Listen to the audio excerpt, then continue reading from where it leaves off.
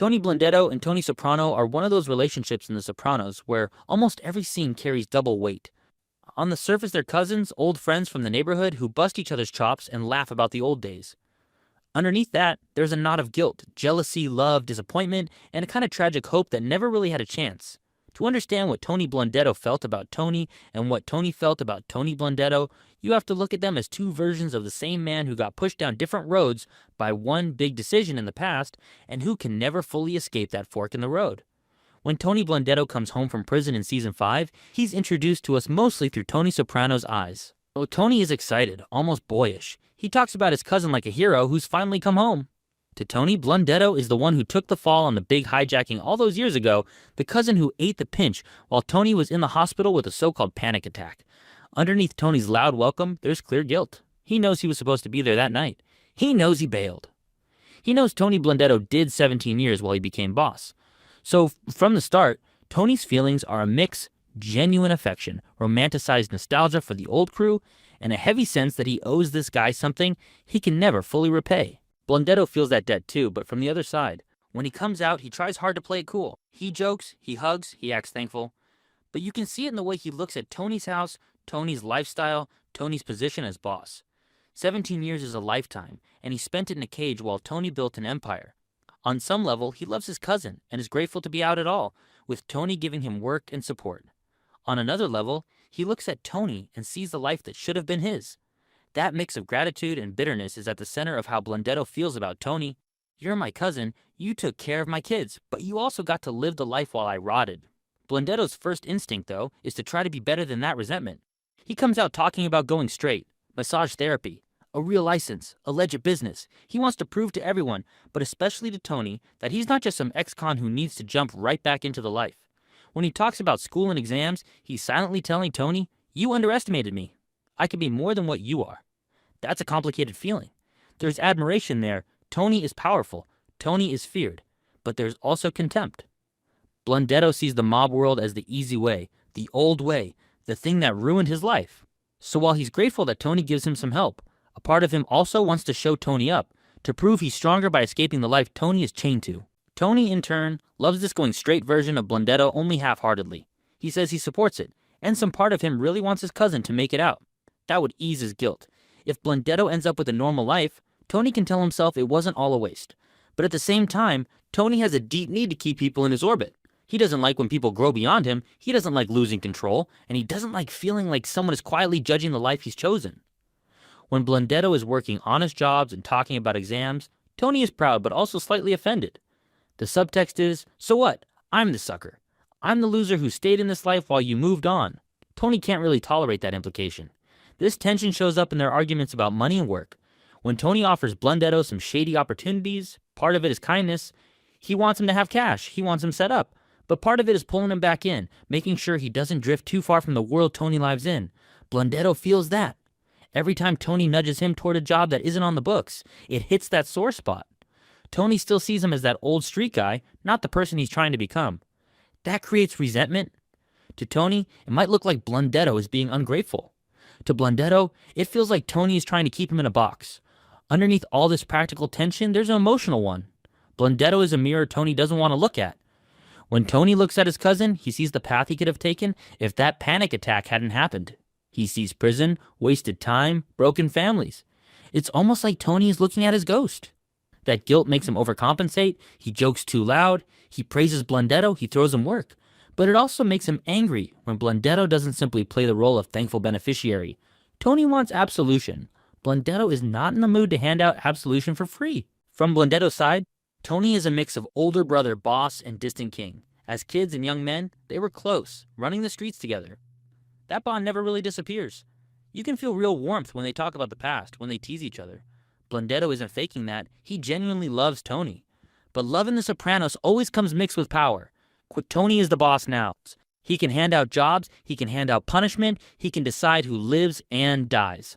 So Blundetto always has to bend a little. That can make love turn sour. He respects Tony's position, but he also feels like Tony's fortune was built partly on his sacrifice.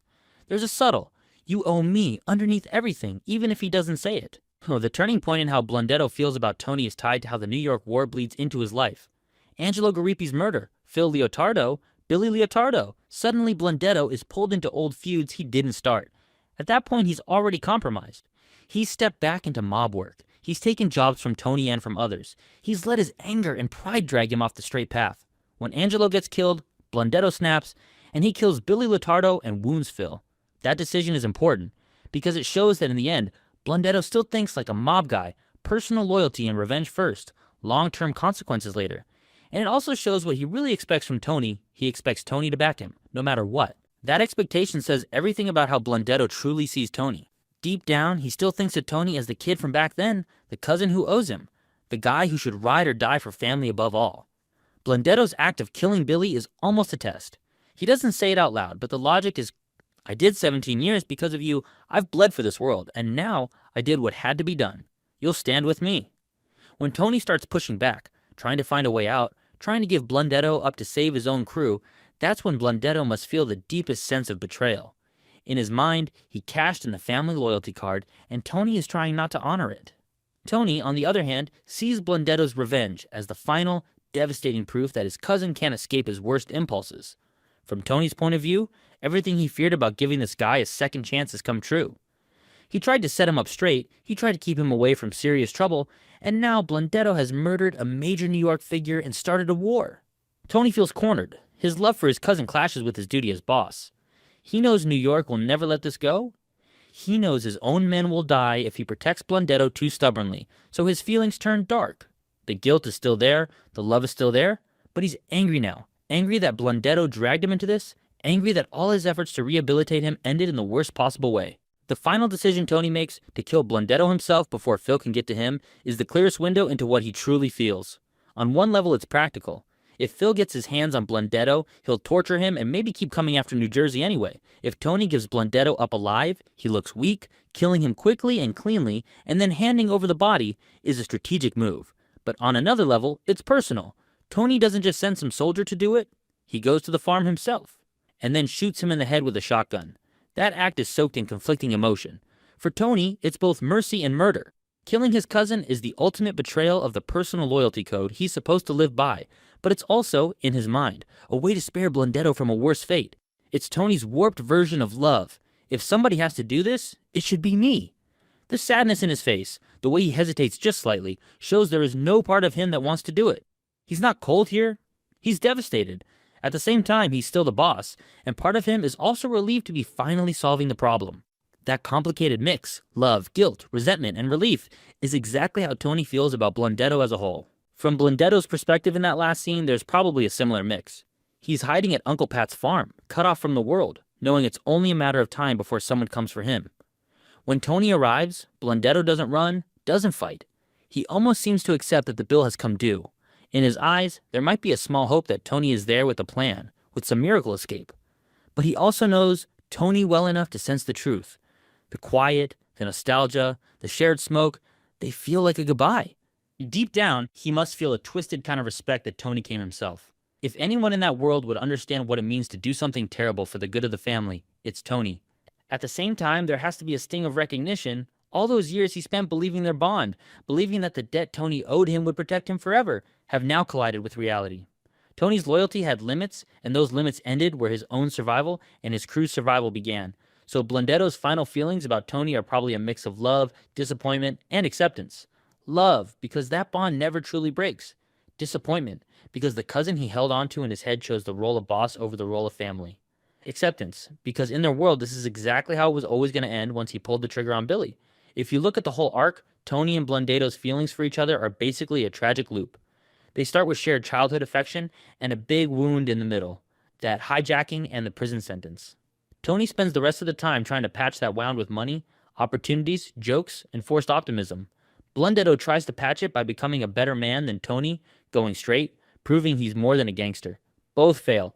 The old resentments and the mob world drag them back to the same place, one cousin pointing a gun at the other. Tony never stops loving Blundetto, but his love is always tangled with self-interest. He wants to help, but on his terms. He wants redemption, but not if it costs him too much. He wants to see Blundetto succeed, but not in a way that makes Tony himself look small. Blundetto never stops loving Tony either, but his love is always tangled with bitterness.